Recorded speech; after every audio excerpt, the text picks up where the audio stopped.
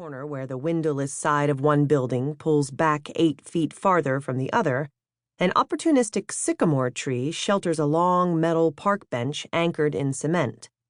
The space isn't big enough to be called a park, no grass, no flowers, but it's a shady place to sit in the summer, and with cardboard scraps to cover its slat in winter, the bench makes a warmer bed than the icy sidewalk, sheltered as it is on 2 sides by brick walls. Despite the city's periodic efforts to rid the homeless from its streets, the bench does seem to invite them.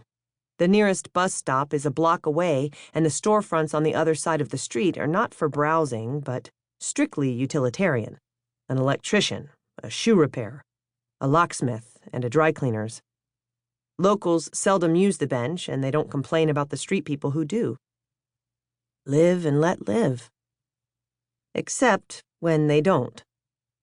That mild June morning, a patrol car on the beat stopped at the corner. When the officer got out to prod the sleeping derelict onto his feet, he discovered that the man was dead, with no obvious sign of violence. This was not a first for the young officer, nor even a second. Living on the streets too often meant dying on the streets. Too much rot-gut whiskey, too many drugs, or an untreated medical condition, who knew? Not his problem. Ordinarily, he would have called it in, waiting for the wagon to come take the body off his hands, made a note of it in his daily report, and that would have been that. What made this death different was finding a second body under a dingy comforter at the far end of the bench.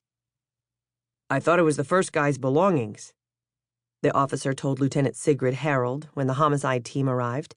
He pointed to the takeout cartons strewn under the bench where ants and yellowjackets were busy with the food scraps.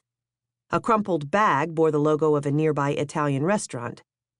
"It's like he had supper and then slumped down against the armrest and went to sleep, but then, when I saw the other one and he was bleeding, too." Sigrid watched the ME swab identical thin trickles of blood that had oozed from the mouths of the dead men. Both were white, and both wore jeans and knit shirts. The first man was at least 70. His white hair was worn in an abbreviated ponytail, secured by a blue rubber band. His short white Santa Claus beard looked hand-trimmed.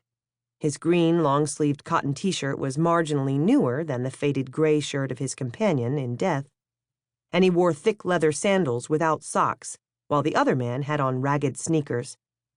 The younger man's graying hair was close-cropped, and he appeared to be in his early 50s, but he had the sunken cheeks and ashy skin of an addict, so he could have been much younger. His immediate examination finished, Dr. Cohen stood and indicated that the detectives could begin searching the bodies. "Overdose?" Sigrid asked him. The ME shrugged. "The younger guy's got the physical signs of a crystal meth user, but the other one? He's got a pacemaker, no sign of meth and no tracks on his arms. Time of death for both of them was probably sometime between midnight and 6 a.m. "Food poisoning?" she asked. "Botulism? Or ptomaine?" He cast a doubtful eye over the 2 bodies. "Won't know till I open them up. No vomit, though, and it does look as if they had a good final meal, if that Giuseppone bag means anything. I'm not ready to call it a homicide, but it sure as hell would be a real coincidence if their deaths were natural. Not with that blood. I'll take samples, but you know how long it takes to run a tox screen if it's not something common." To be on the safe side, Sigrid sent several officers to canvass shops and houses in the immediate area, then walked over to Detective Elaine Albee, an attractive blonde in her early 30s, just as Albee pulled a roll of 50s and 20s from the older man's pocket. $480, Albee said as she finished counting and slid the money into an evidence bag. "No ID?" "Sorry, Lieutenant, just a Duane Reade receipt from 2 days ago. The one on 9th and 43rd. For a bottle of aspirins. 3 subway tokens, a 5, 2 ones, and some change in that other pocket. Nothing else, except these 2 keys." The keys could have been for an apartment door, but there were no identifying names or numbers. "The small bills were separate from the large ones?" asked Detective Tilden, glancing over at Albee's findings. He had turned out the pockets of the younger man. No ID, but he'd found a flyer for a soup kitchen 2 blocks down,